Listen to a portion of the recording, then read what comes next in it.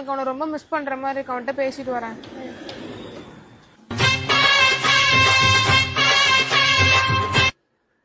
Hello. Phone எடுத்தா சொல்லு தங்கம் செல்லோன்னு சொல்ல மாட்டியா?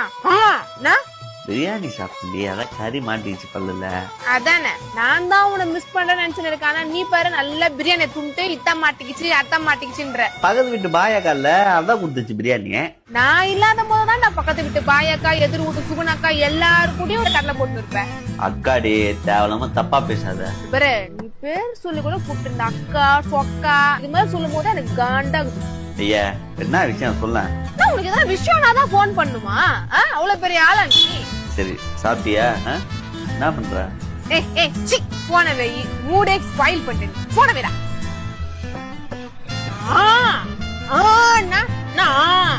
இவளே போன் பண்றா இவளே கத்துறா திரும்பி போன் பண்ணலனாலும் திட்டுவா. என்னதான் செய்ய?